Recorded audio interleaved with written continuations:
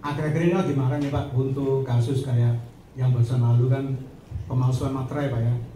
Terus beberapa waktu sebelumnya itu ada uang palsu Pak, percetakan uang palsu yang dilakukan di perguruan tinggi seperti itu Pak.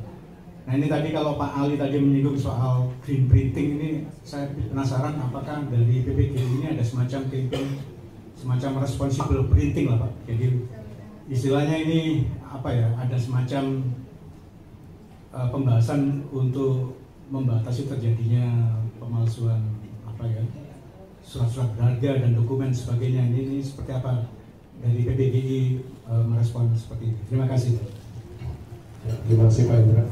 Auto Plus ya. Mungkin Pak Mugi mau tambahkan ya. Baik, terima kasih Pak. Jadi memang beberapa waktu yang lalu, terutama habis pemilu tuh Pak Yudi, saya bertemu dengan Direktur Pengawasan Peredaran Barang Indonesia dari Kementerian Perdagangan tuh Pak, menanyakan mengenai peredaran uang palsu. Karena kalau setiap pemilu tuh pilkada peredaran uang palsu naik Pak. Terus dengan mengenai materai. Dan yang terakhir tadi percetakan uang palsu di Makassar Pak ya. Jadi saya juga bertemu, waktu itu kita ada pertemuan dengan Dato Supal dari BIN, Badan Pengawasan yang uang palsu itu.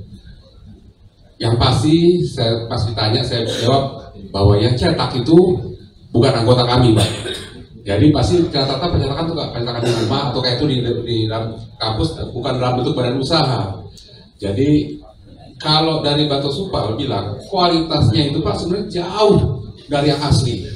Kertasnya juga beda. Itu kalau kena air hancur. Kalau kertas uang istri kita nemuin di cuci, uang tuh masih belum hujan. Kalau itu uang palsu enggak Pak, hancur Pak. Gitu loh. Jadi makanya peredarannya biasanya di luar Jawa Pak, di luar daerah yang orang nggak begitu bisa mengenali.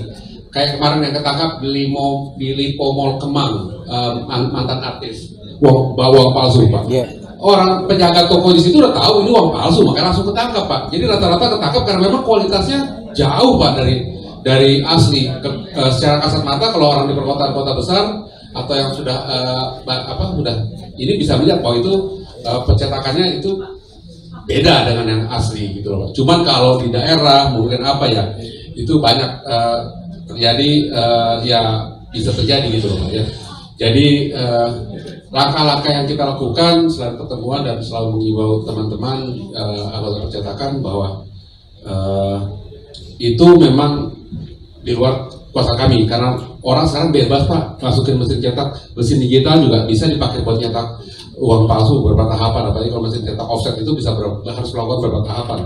Yang intaglio printingnya harusnya pakai mesin khusus intaglio printing di Indonesia, uang palsu dia pakai sablon Pak, sablon emas ya kayak gitu. Jadi sebenarnya itu kelihatan. Jadi kita sebenarnya sudah meminta kepada pemerintah bahwa harusnya ada pengetatan untuk perizinan pembelian mesin cetak, tapi pemerintah belum melakukan karena mesin cetak bekas itu yang ukuran folio Pascal itu ya kalau orang udah nggak pakai dijual itu bebas, import juga bebas gitu loh. Malah printer yang harus terdaftar di Dato Supal gitu loh. Kalau setiap lihat printer pasti ada tulisan sudah izin edarnya ada, tapi kalau pencetakan offset belum ada. Nah ya, jadi yang saya pastikan bahwa kalau dibilang mirip itu nggak mirip. Kita kalau percetakan tahu itu jauh daripada uang asli gitu loh. Jadi yang pasti juga tadi saya sampaikan bahwa tidak ada anggota kita yang nyetak uang palsu, karena itu semua pasti industri rumahan di rumah yang nyetaknya juga diam-diam rahasia malam-malam nggak ketahuan gitu loh Pak. Demikian Pak, terima kasih.